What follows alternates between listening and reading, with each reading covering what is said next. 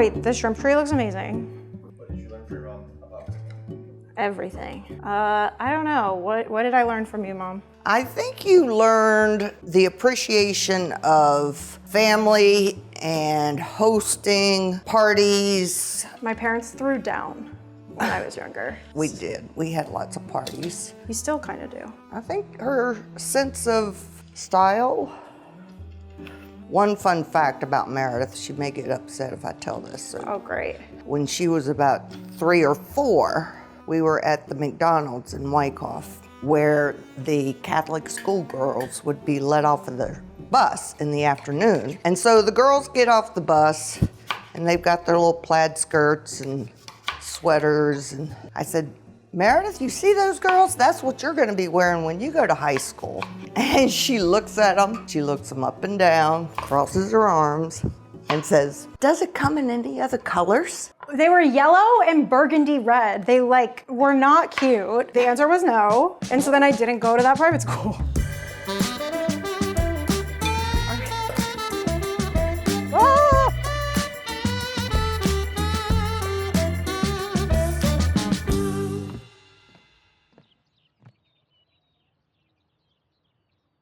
Okay, welcome back to Dinner with Friends, our season 1 finale. And what better way to end the season than with my favorite holiday, Christmas. That's why I have my 2 Santas here. We are making a little holiday Christmas dinner inspired by Christmas dinners of my childhood. I'm so excited. This is literally like my favorite time of year. I am such a Christmas girl. We're gonna talk about the Santas. Like I said, I love Christmas. I'm obsessed with it. My Christmas aesthetic is vintage Christmas. I just think like a vintage kitschy Christmas aesthetic is superior. I am not here for going to a Christmas store, buying new ornaments every year. Your house looks like a department store. I ordered these from eBay. My grandma used to have this dancing Santa in her living room when I was growing up. And when I was, oh my God. I know, you wanna be in the video. Okay, say hi everybody. It's Christmas. She loves Christmas. The second we put the tree up, oh my God, she was beside herself. Like I was saying, my Christmas aesthetic is vintage Christmas. So I was on eBay scrolling vintage Christmas decor and I stumbled upon this Santa and I was like, wait, I know him. I ordered him. I played it for my mom and she was like, oh my gosh, my mom had that. New core memory unlock. In a suggested purchase category on eBay, they said, what about Cowboy Santa? And I said, totally. So now I have 2 dancing Santas. And I love them. Let's go over the menu. Now, we're keeping it pretty tradish. We've got a beef Wellington as our main event today. Every Christmas, we do some sort of beef. My mom will usually do a standing rib roast. I am not doing that this year just because, I don't know, I wanted to switch it up. And people love a Wellington. They go crazy for it. And I had said in a previous episode, I wanted to bring back the whimsy of food and lean into some vintage food trends. And I feel like there's nothing more whimsical and vintage than a classic beef Wellington. So we're gonna do that with creamed spinach, mashed potatoes, and popovers. Oh, that's Seth. He's chopping chocolate. Sorry. Of course, we have to do a shrimp tree. If you know, you know. We can get into the shrimp tree lore later. I feel like this is a pretty pared down menu. I'm, again, trying to not overextend myself every single time I host. The discretion I used in this menu speaks volumes. Usually I would do like 2 different mains, 5 different sides, 3 apps. I'm trying to not do that anymore. So, okay, I'm gonna go get the beef and we can get started. I went back and forth about dessert for quite a while with this menu. Every Christmas, my family makes sticky toffee pudding, which is a British bread pudding soaked in toffee sauce. And I was gonna make it, and then I realized I don't have the ramekins that I bake them in here. So last minute switch, we're doing a very easy breezy dessert in lieu of the sticky toffee pudding. We are making homemade salted caramel. It's a salted chocolate caramel. Making homemade caramel is just like so luxurious. I would serve this with ice cream and Christmas cookies because sometimes like the Christmas cookies don't get eaten. And right now, this is just a way to elevate those Christmas cookies with some homemade caramel. You could dip the cookies in the caramel, make a little sundae. I thought it was cute. If you don't like it, do something else. While I am making the caramel on the stovetop, I'm just gonna melt this chopped up chocolate in the microwave. And then once the caramel's ready, we're gonna combine the two. This is my microwave from my college dorm. She's still with us.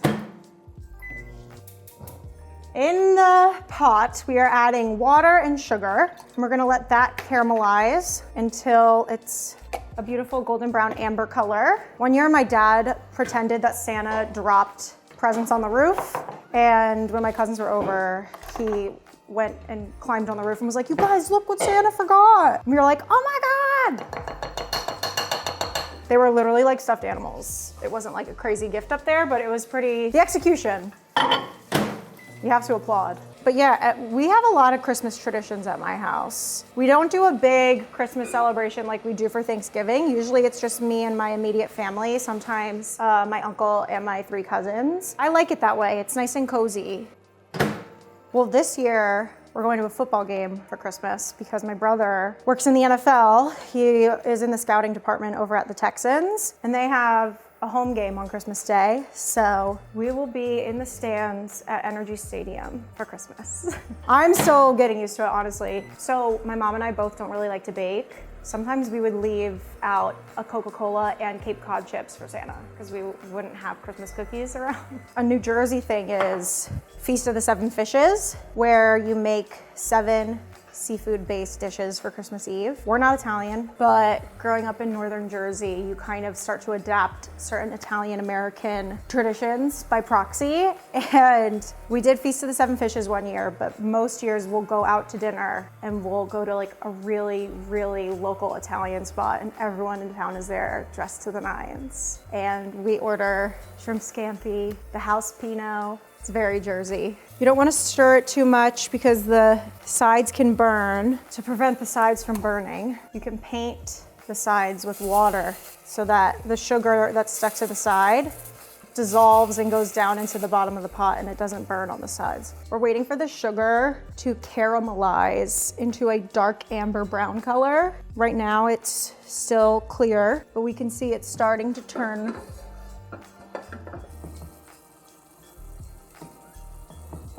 What else do we want to talk about? I could tell you about my night last night.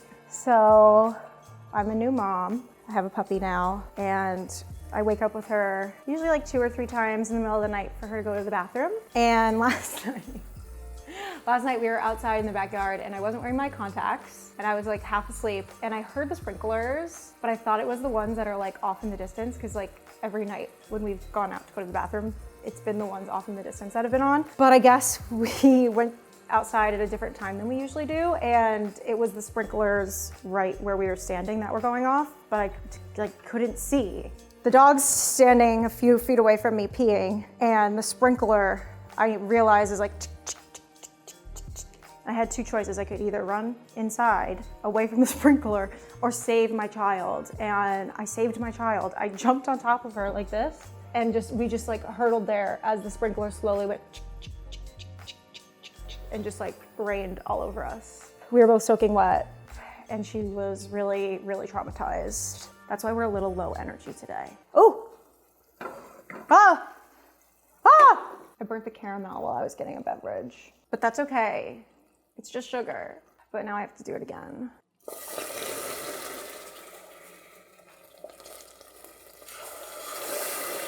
Don't walk away from your caramel. So if you are making candy or something and you scorch the bottom of your pot, the worst thing you can do is pull the pot off the heat and try to clean it once the stuff is like cold and stuck on. You kind of want to like reboil it because the boiling will release whatever stuck to your pan. So I'm currently diluting the burnt caramel with water and boiling it until it releases from all the sides, because it's like a hard candy right now. Because if I didn't do this, oh my God, we would have to scrape it for days. So you see this goop was stuck to the pan. But since I added water and boiled it, it's now like diluting into a golden syrup and releasing from the pot. Pour it into a container to cool, and then once it's cool, I'll pour it down the sink. I did that on purpose, actually, to show you guys what not to do. That's what all my mistakes are. I'm gonna put it in a heat-safe container so we don't melt any plastic here. So I have this pie dish. Oy, oy, oy. Take 2. Sugar is caramelizing. Right now it's like just barely a pale golden color, but as we saw previously, once it gets going, it goes fast. I'm not allowed to talk to anyone until this is done. All right, we're entering the final moments. I turned off the heat. It's a dark amber color, and now I'm gonna add the cream. It's gonna freak out a little.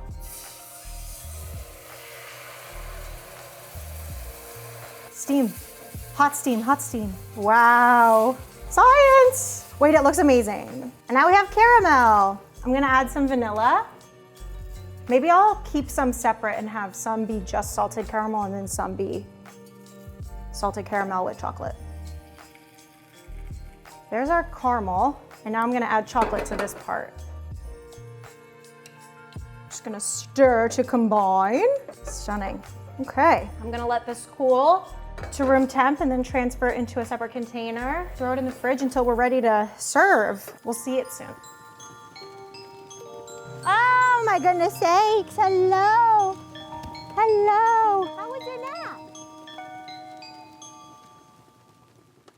Here we have a whole beef tenderloin. This is about 5.5, 6 pounds. For the recipe we're making today, we only need half of this. And I'm gonna save the other half in the freezer for another recipe. And when you're ordering this from your butcher, you're gonna ask for 3 pounds of a center cut beef tenderloin. This was a whole beef tenderloin, so it's not the center cut because it's the entire cut, but I knew I wanted this for later, so. Now I'm gonna season her with salt all over and let her hang out on the countertop while we prep the rest of the Wellington. And letting the salt sit a long period of time will allow the salt to fully penetrate into the meat. This is something that you can do the night before. I'm just gonna do it an hour before, but the more time, the better. So if you're unfamiliar, beef Wellington is a beef tenderloin wrapped in prosciutto with a duxelle, a mushroom duxelle, which is finely chopped and sauteed mushrooms and shallots. And then that is then wrapped in puff pastry. While this hangs out, I'm gonna get started on the mushroom duxelle. So to clean your mushrooms, you don't really wanna submerge them in water because mushrooms are like little sponges. So you really just wanna get a paper towel, dry paper towel, and just get all that dirt off. Don't kill yourself over it. Seth was just talking about how him and his mom make 40 different, like 19 to 20. 20 different Christmas cookies every year. Yeah, it kind of depends on the year. And I could not relate less because my mom and I don't bake. So I would love to hear some highlights. Yeah, so every year growing up, my mom would make like 19 different types of cookies, and then she would make these trays and then give them to our like family friends, and then just over the years, as I've gotten more into food, I slowly started to take a few different types of cookies under my belt. Participate? Yeah, so it's really fun because not only is it like enjoyable for me because I love to cook and also bake, but it's like nice mom and son time. Yeah, so it's really fun. Do you have favorite recipes? So we kind of divvied up by like half and half.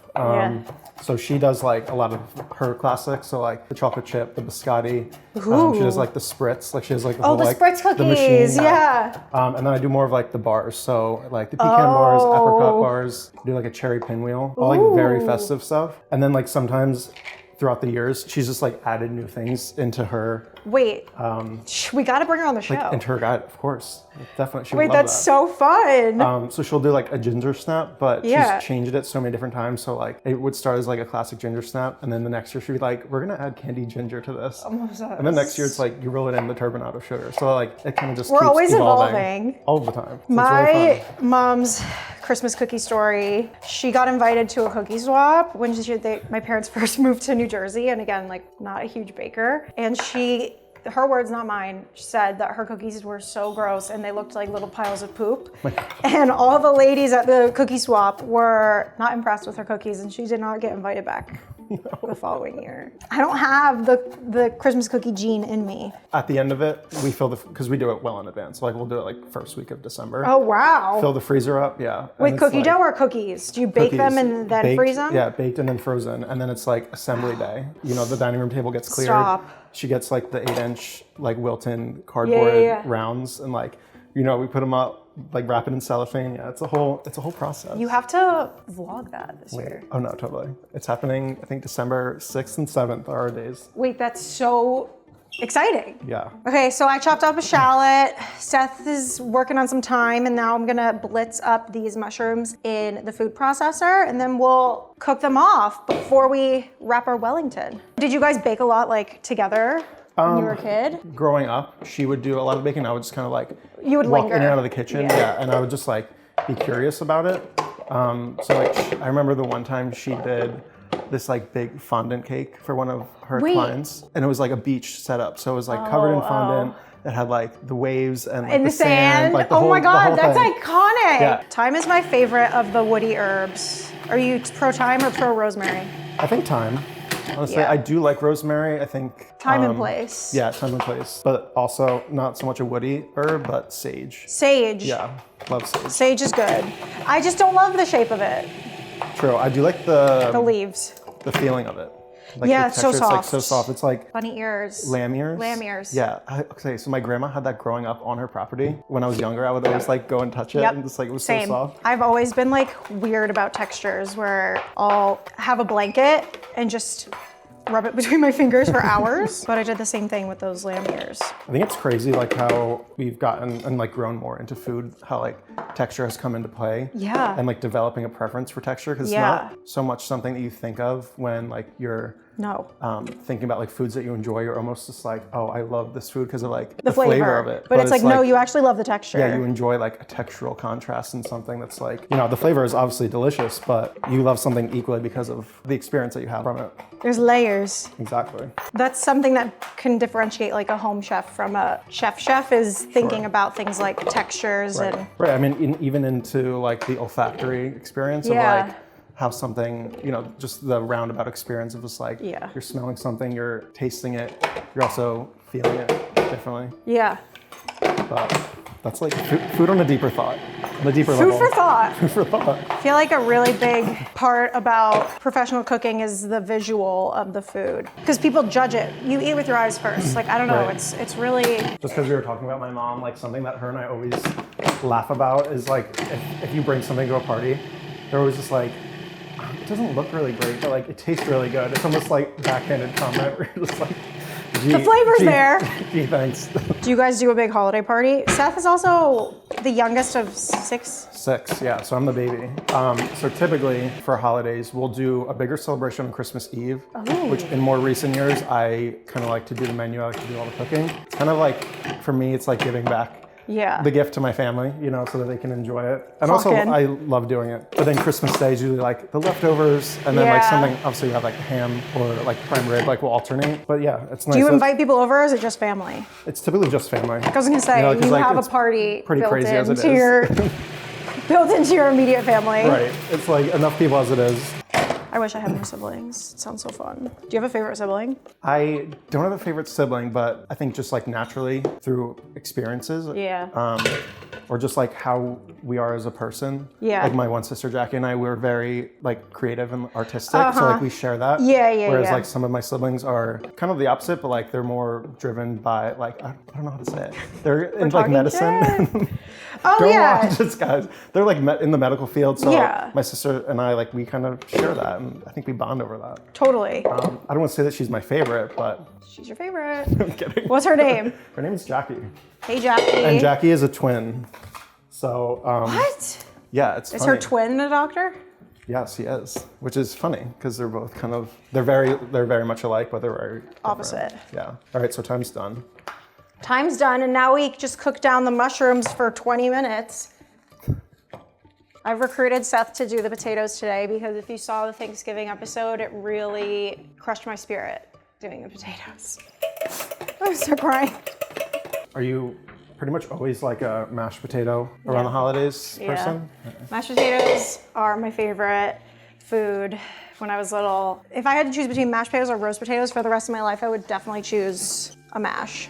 And we don't really have them a lot in my house unless it's a special occasion, so that's why every holiday meal has a mash.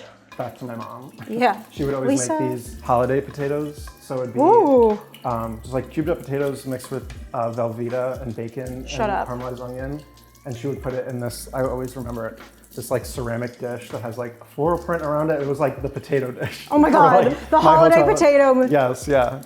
I feel like I've seen someone like talk about a similar dish, and they also called it holiday potatoes. Is that like a Pennsylvania thing? It could be, honestly, but for Cheesy. me, I'm claiming that as like a family thing. A cheesy potato moment. My memory. Where you're like, no, Velveeta and potatoes. Yeah, Velveeta is, you know, Love it. has a time. It has a, I actually love having a moment. a Velveeta. All right, so mushrooms have a lot of water in them, so I'm sauteing them over medium heat for about 20 minutes until they've released most of their water content along with the shallots. So we're just gonna let these rock.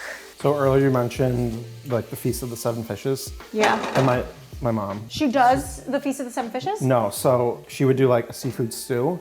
Oh, yum. That was kind of like her Yeah. take on it. But since over the years I've taken Christmas Eve under my own belt, now I kind of try to like do a small like appetizer canapé that's like seafood focused. I don't know, something about it is so like holiday. Yeah. Have you ever heard of the pickle for Christmas Day? pickle? Yeah. Yeah, but I don't really know what it is. You've never done one? So my parents would always hide like, it was like a pickle ornament or like a special ornament in the you tree. had to And like the find first it. one, you know, you had to find it. So 6 kids running around a tree and like fighting over it. It was intense. 6 kids. You know, I honestly don't think I ever won the pickle. You never won the Never pickle? got it. No. Oh my God. Yeah. I'm gonna call your mom and be like, you have to do it again this year. Seth has to win. Did you ever do those I Spy books? Yeah, oh, of course. So whenever we would wake up on Christmas morning and try to wake our parents up at like 5 a.m., they'd send us back into our room with I Spy books Yeah. and our stockings. Except my brother has a photographic memory. So he remembers where everything in the books are every year. And we would get in so many fights because he'd be like, it's right there. I'd be like, well, give me a second. You're like, you're cheating. You're cheating. But Would your parents make you wait on the step? yeah. So we would do the same thing. But my dad, he loves to document everything. He's always the one that's like, hey, let me get a picture. Same. Let me, take a video, whatever, which I love because in 20 years, it's gonna be nice to have those memories. And, you know, he's the one in our family to do it. But also, he is notorious for being late for a lot of things. Love him, but he's always late. So, you know, we would all be like, Dad, like, let's go. Like, come on, let's get ready. He's like, let me get my camera. Let me get my recorder. My dad was the exact same way. He videotaped everything. And 1 year, he famously forgot to charge it the night before, his video camcorder. Yeah. So we had to sit at the top of the stairs for 3 hours while he charged it. Oh no. We were so pissed. And so we always like joke about that one. Our dads are here to record. Yeah, seriously. It would be kind of cool to see, you know, everything that they've collected and documented over the years. I know. older? We have some that I've watched recently and they're really cute. My dad like uploaded them to this like digital interface called iMemories. Oh, wow. And it's like social media, but just for you. Yeah, that smells really good. I know. Thyme and mushrooms are like peanut butter and chocolate. Peanut butter and banana is like So my good. favorite. I love a honestly. fluffernutter. That's a Pennsylvania thing. And you know what's crazy is like as a child, I was never as obsessed with peanut butter as I am right now in my life. I think like when I went away to culinary school, it was like, I'd do like a peanut butter banana smoothie or like a spoonful of peanut butter with like a granola bar or something. That was my breakfast. It's When like, I was growing you can't up, rely on it. I was always like a fruit person, fruit and Yeah. vanilla, and my brother was always chocolate peanut butter, and so I hated the chocolate peanut butter. I resented him for always like insisting we got chocolate peanut butter desserts, cereal, whatever. Yeah. And now recently, I've started acquiring a taste for chocolate and peanut butter, and like within the past few months, been ordering peanut butter banana smoothies instead of like my usual mango. Yeah. And I'm like, who is she? It just takes over. It hits so different. Okay, so our mushrooms have been cooking down for about 20 minutes. I'm gonna add in some garlic and thyme. Let those cook out for about 2 more minutes, and then the mushrooms are done. We can transfer them to a separate bowl to cool. Smells so good. Oh, and then I have to deglaze with sherry. Scrape up the sides. I'm gonna get a bowl that we can transfer this into. Salt. I'm also gonna do a little black pep. We're gonna sear our filet in here, our beef tenderloin. So I'm gonna quickly clean out the pan while it's still hot. Have you ever made beef Wellington? I have not. It was one of the first things I made when I decided I like wanted to go to cooking school. It was like so unnecessarily stressful. How'd it come out though? It came out okay, but it was just like, I was like, this is not worth the stress. I mean, now I'm used to doing those kinds of dishes Yeah. that like require all those different elements, but it was the first time I was cooking something that elaborate. And I was like, oh my God, why do people do this? I do love though when I see someone do a beef Wellington on social media and it comes out like perfect. I'm just so happy it's so for them. satisfying. Just like, look at what the hell I just did. I also love like watching them like put another piece of puff pastry on top that has like a lattice on top. Wait, so I was thinking about doing that, but I don't have like a lattice cutter. Yeah. I don't know how to do that by hand. You could do like take a sheet and do like holes. I definitely want to do a design on the outside. I just like can't decide what. Okay, we're now gonna sear off our beef. Now this is gonna roast in the oven. So right now we're just caramelizing the outside for flavor. Grapeseed oil, it's a good high smoke point oil. The beef has been salted. I'm gonna dry the surface because as it absorbs the salt, it releases moisture, and you don't want that moisture on the beef when you're trying to sear it in the pan, because instead of searing, it will steam. Science. And I'm not doing black pepper on the outside right now because we really want a hard sear at this point, and black pepper can burn really easily. So whenever I'm doing a hard sear on a piece of beef like this, I'll just do salt. To check to see if your pan is preheated enough, hold your hand over the pan, and if it's so hot that you have to pull your hand away, it's preheated enough. Beef is going in. Whoa. Uh-oh. We're gonna do about 2 minutes aside.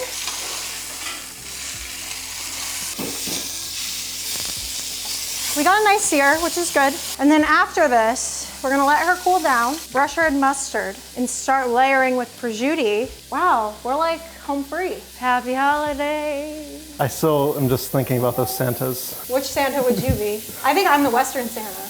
You're a traditional Santa. I would be traditional, but I would not be moving my hips like this. You would, but would you have your suspenders up to here? Do you have a cowboy hat? Not here, I have a pink cowboy hat. but I have many. Pink? It's pink, yeah, and it lights up. What? It's from a bachelorette party. I was gonna ask In this from a Austin. Casey Musgraves concert. I mean, I would wear it to that, definitely. I actually have like a real cowboy hat. It's like felt. They're expensive. I got When it was from in Austin- Madewell. It's not like one of those like really nice ones. It's like 90 bucks. Yeah. Which is pretty expensive. But yeah, I got it Even when like- my brother moved to Texas. Cowboy boots. Yeah. Like, Oh my God, I have so we many just went boots. window shopping, and I was like, So expensive. these are cute, but I'm gonna put them back. We wore boots a lot at Clemson. I feel like a mashed potato, like whoever you give that job to, It's stress. it is. There's a lot of pressure to deliver a good Especially when I potato. say it's my favorite. I know, but I mean, also like besides the protein, that's like the next substantial thing. It's like you could live without everything, but you need the potato and the I protein. mean, it'd be good. They have to be good. Otherwise, it's ruined. Ruined. Christmas is canceled. Hey, Queen, you smell beef? Have you been sleeping? Oh. Hi. Okay, we've seared our beef. We're gonna let this cool down a little, but before I forget, remove the twine. So when we got this from the butcher, it came pre-twined. All you wanna do is just tie a bunch of circles around with butcher's twine. This just helps the tenderloin keep its shape while you sear it. If I was roasting this plain, like not inside the puff pastry, I would leave these on until it was fully cooked. But since we're wrapping it in puff pastry, we don't want someone to get rope in their steak. So we're gonna remove. Famously, one year my mom forgot to remove a piece of rope on the tenderloin, and my brother choked on it at the dinner table on Christmas Eve. Have we talked about this plastic wrap? That is the best plastic wrap to grace the world. Costco Kirkland signature plastic wrap is so good that I will order it on Amazon for a 50% upcharge. So right now I am prepping a surface for my Wellington. It gets wrapped in a layer of prosciutto and the mushroom duxelle before it goes in the puff pastry. But first, we do this step, wrap it up like a little sausage baby. I actually made a diagram for myself. Here's the beef, the circle of beef. It gets painted in mustard on the outside, and then this curly-Q stuff is the mushroom, and then the line on the bottom is the prosciutto. And that's the prosciutto step. And that's what we're doing right now. I'm a visual learner. When people like speak instructions to me, it's like, it goes in one ear, out the other. I'm like, I have no idea what you just said. But if you draw a diagram for me, I'll remember it for life. Oh my gosh, we're getting a keg delivered today. I forgot. A keg from Guinness. I went to a Guinness event for St. Patrick's Day, and I mentioned that we were gonna do a family reunion in Ireland this year for my dad's 70th birthday. And they offered to send a keg for Christmas. And I was like, yeah, yes, please. I keep forgetting daylight savings time. And I'm like looking outside and I'm like, it has to be at least 5 o'clock. The Guinness people were supposed to show up at 3. Where are they? It's 2 o'clock. Great, we actually just arrived. Would you like us to bring everything in? Yes, please. Carl's here with the keg. Oh my God, incredible. I have to go find Carl.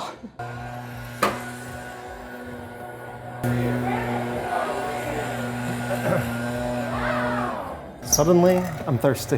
So I was just thinking the same thing. Like, do we drink whilst cooking? Where's Dad? I'm so nervous.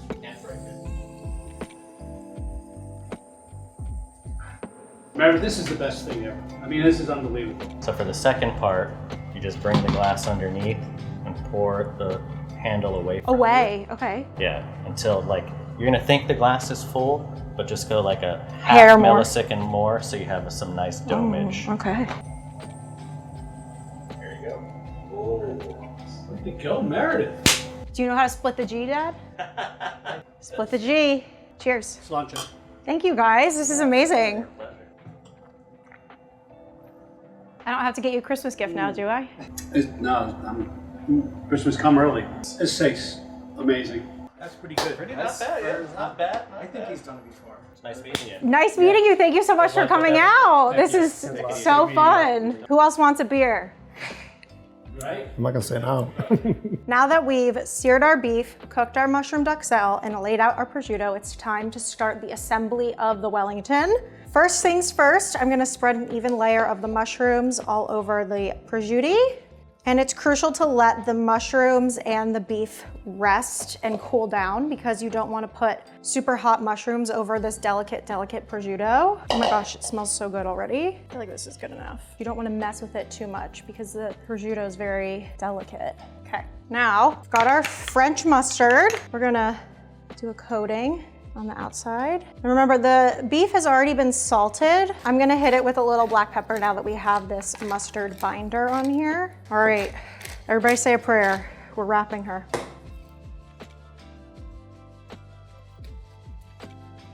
Plastic wrap is our best friend here. This is like a Chipotle burrito. You wanna like tuck and roll. Now we're gonna roll her up into a tight little sausage. And now I'm gonna chill this in the fridge for 30 minutes and then we'll wrap it in our puff pastry.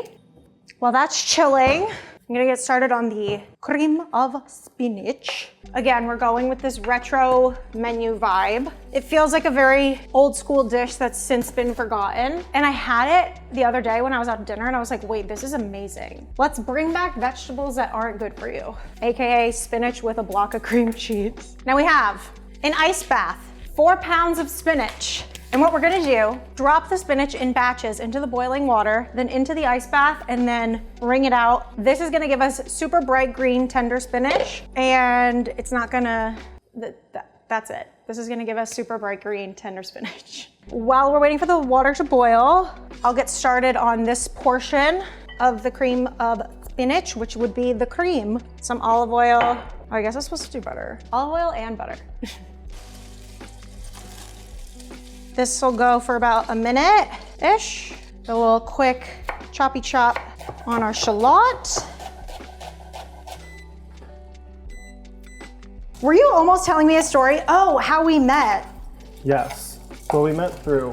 We met through TikTok. Well, through You Pam. met. There's a TikToker who kind of joined all of us private chefs together into a digital series where she like recapped all of our content in the summer, and that's how I was introduced to everyone by watching those videos. The first time, we had plans at the end of 2 summers ago to like all get together, but it just like fell through. So then we were internet friends for like a year. We didn't meet in person until this summer when I asked Seth to assist me on my cookbook shoot. I remember getting a DM from you. Yeah. And it was like a Friday or Saturday. I was visiting my fiance, and we were out with enjoying some adult beverages. Sure. And I was like, why did Meredith just DM me?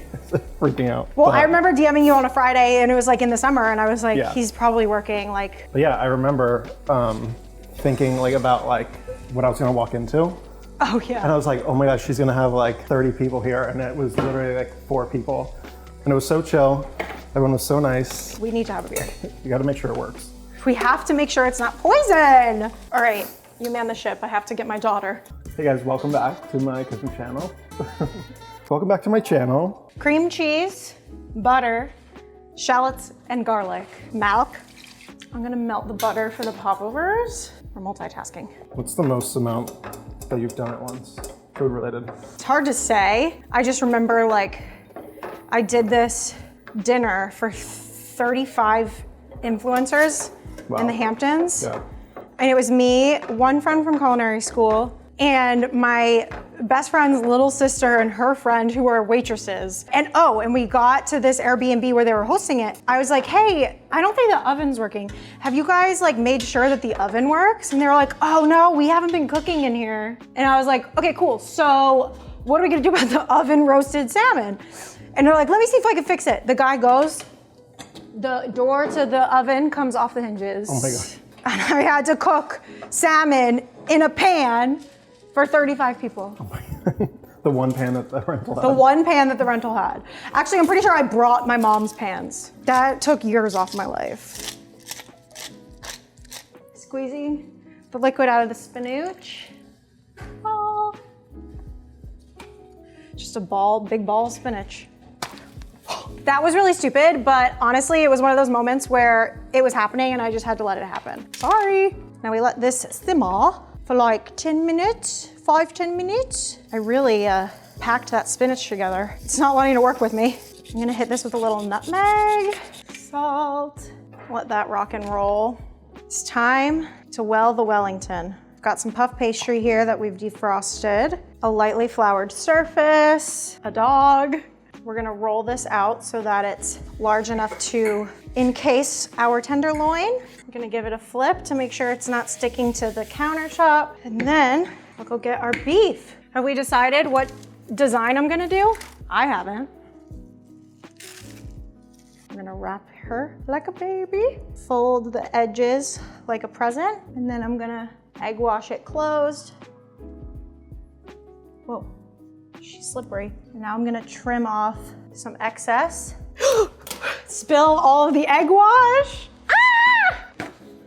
Trim the excess. I wanna make sure that the ends are really nice and tucked. Roll her over the seam. I'm gonna put her over here because this oven is making everything super hot. Flour. Gonna get another egg. Ba, ba, ba, ba, ba, ba, ba. Did you see that? I literally cracked an egg on the table. Oh my God. This doesn't usually happen like this. Promise, someone's gonna like take away my license. I can't decide if I should do the lattice top or not. So what do you think I should do? High risk, high reward? Okay, push yourself outside of your comfort zone every once in a while. It'll humble you. Brushing the outside with egg wash. Normally people use like a special lattice thing. Should I do it by hand? Oops. This is what we like to call committed to the bit. When I was younger, and still to this day, I'm very adamant against reading directions and doing things the way they're supposed to be done. I like to just figure it out on my own, mostly because I don't have the attention span to make it through the directions. So when I was little, whenever my parents would be like, how'd you learn how to do that? I would say I learned it up, as in I made it up and then taught myself. And that's what I'm doing right now. I'm learning this up. She might just pull it off.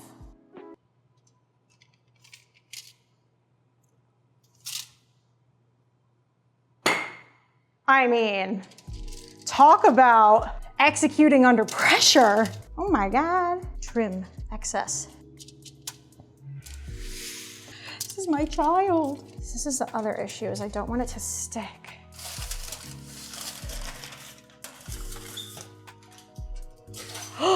We got it.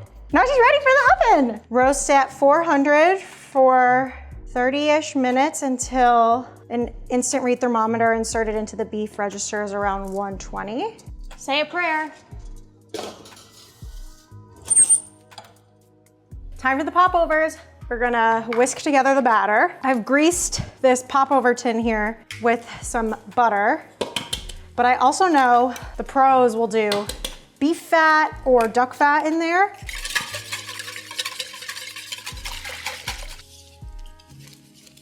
Like a pancake batter, you wanna just whisk until combined. There are gonna be some lumps still. Fill each of these little guys about halfway. I've seen people preheat the tins. Maybe I was supposed to do that. I have some butter out at room temp to serve with these. And then these are gonna bake at 425 for 30 minutes. Okay, intro, Mrs. Wishbone. This is my mom, Nancy. Hi. She's the OG. And we're gonna make a shrimp tree. Merry Shrimpmas. This is a fun little family tradition that my dad's side of the family would do. And I started doing it last year and it upset a lot of people on the internet. And we just thought it was really funny. Why were they upset? I think people were thinking of the shrimp as if they weren't cooked and they were like, oh, that's dangerous. You're gonna get food poisoning. And I'm like, the shrimp are cooked. Or maybe they felt like they were going to sit out all day. Like, my friends and I eat shrimp cocktail quite quickly. It goes fast. So what we have here is a styrofoam cone that I've covered in radicchio. You could do kale. And I've used these little toothpicks with disco balls on the ends to secure them. And then they'll also double as a little ledge for our shrimp to hang on. And the idea is that the tree is a tree and the shrimp are the ornaments. We have shrimp cocktail every Christmas, I feel. Yes, we do, but we never made shrimp trees. No, Remember I put them in those huge martini glasses? That was fun. that was fun. It was actually Aunt Kathy's mom I know. who would make the shrimp tree. It's just like a That was her thing. 50s, 60s. Yeah, and you know retro. what? That was her contribution. She, Kathy, one of Tom's brother's wives, was an only child. So her mother would come to Philadelphia for Christmas and would obviously always go to the Haydens for Christmas Eve. And so that was her contribution, was making the shrimp tree. Shrimp cocktail. Honestly, I don't even know if I've ever been in the same room as the shrimp tree, unless I was like a child, but it's... Well, we stopped going there for Christmas Eve I know. when you were like 3, maybe. But it's just like a famous legend within our family is the shrimp tree. Now, I've never put hot sauce in my... You haven't? No, but I always load it up with horseradish. So we'll try this. I think it needs more horseradish. Oh my gosh. Now that's looking good. My mom's from North Carolina, so I feel like people are gonna recognize you have an accent. I don't hear the accent, but people are gonna Yes. think you have an accent. I've lived in New Jersey longer than I've lived in North Carolina, I lived in North Carolina. Crazy thought. But I never lost it. Do we have something else to go in this one? That's gonna be where the tails go. Oh, got it. Perfect. The real secret to opening champagne is to have the most silent sound possible so that you maintain maximum carbonation. You know what they call that? What? A French woman's fart. So true. Cheers, you guys. Cheers. Happy holidays. Happy holidays. Let the season begin. Merry Shrimpmas. Ooh, this is so cold. Thanks, Mom. You're welcome. Okay, we're gonna finish up the cream spinach with a little bit of shredded parm. Ooh, or should I do Gruyere? Gruyere. Seth's taters. This is a Bordelaise sauce, which is just beef stock or veal stock, shallots, and red wine reduced. I was so excited. I was really nervous for a sec. This is salted British butter for the popovers. Oh my God, it looks amazing! She's slaying. 1 second. We're back.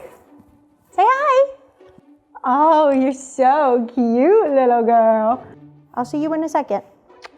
It's time for the popover reveal. I'm gonna move the Wellington. It looks like a big pickle. This is the Christmas, or I'm the Christmas pickle. Okay, listen. Did they puff up like cray cray? No. Is that my fault? Yes. They're still gonna be delish.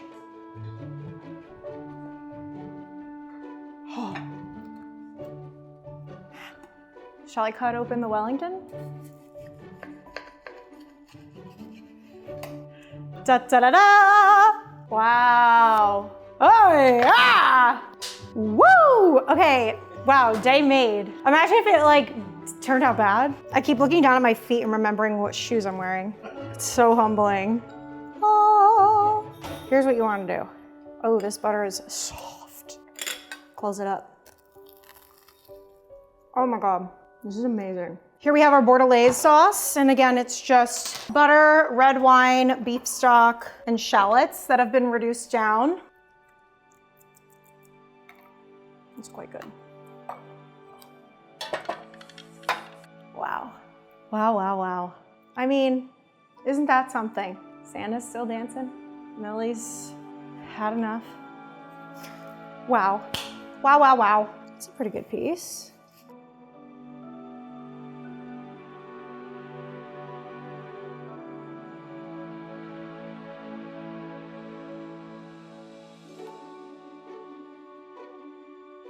Happy holidays, everyone. Oh! I think he's starting back up again. All right, that's a wrap for season 1. Thank you all so much for watching. Thank you for all you all do for... Huh? What? When you have a dream and you... Cheers. Happy holidays. Love you so much. Right, left, right, left, right.